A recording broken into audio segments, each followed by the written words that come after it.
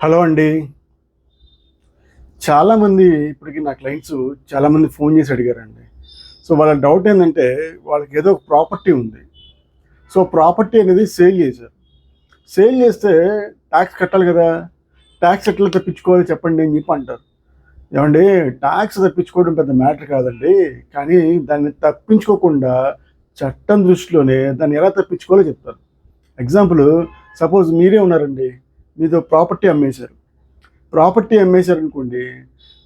అంటే మీరు ఒక ప్రాపర్టీ ఉందా? ఇంకో 2 ప్రాపర్టీలు ఏం లేవా? సో ఒక ప్రాపర్టీ ఉండి అమ్మేసి ఉంటే గనక, మీరు గనక ఇంతకుముందు అంటే ఈ అమ్మే ఒక సంవత్సరం ముందు గనక ఏమన్నా ప్రాపర్టీ కొనారనుకోండి, ఆ క్యాపిటల్ గెయిన్స్ కట్టక్కర్లేదు. లేదండి తూచ్ నా దగ్గర కొనలేదు.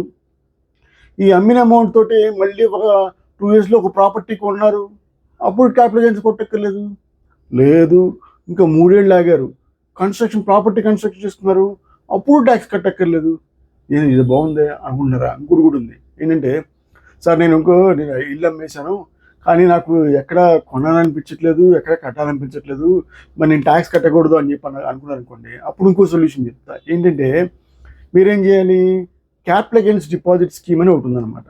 సో దాంట్లో తీసుకెళ్ళి మీ క్యాపిటల్ గెయిన్స్ అమౌంట్ తీసుకెళ్ళి దాంట్లో డిపాజిట్ చేశారనుకోండి. ఎప్పుడు రిటర్న్ ఫైల్ చేసే టైం ఉంది చూసారా? ఎప్పుడు జనరల్గా ఈ సంవత్సరానికి అయితే కనుక సెప్టెంబర్ 15.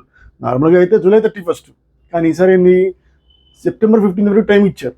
సో ఈ లోపల కనుక మీరు క్యాపిటల్ గెయిన్స్ డిపాజిట్ స్కీమ్లో కనుక ఇన్వెస్ట్ చేశారో, సో అప్పుడు ఏంటి, ఆటోమేటిక్గా మీ మీకు క్యాపిటల్ గెయిన్స్ అనేది చాలా తక్కువ పడుతుంది. అసలు పడడానికి ఛాన్సే లేదు. ఎందుకంటే మీరు కనుక వచ్చిన క్యాపిటల్ గెయిన్స్ మొత్తం ఇన్వెస్ట్ చేశారనుకోండి, అది పడేదేముంది, రూపాయి కూడా కట్టక్కర్లేదు. సో ఇది కనుక మీరు గుర్తిస్తే కనుక మీరేం సింపుల్గా ట్యాక్స్ తప్పించుకోవచ్చు. ఇవన్నీ ఇన్ ద లీగల్ వే. మీరేం దీంట్లో మోసాలు చేయట్లా, ఏమి ప్రాబ్లం చేయట్లా. సో దాచిపెట్టుకోండి.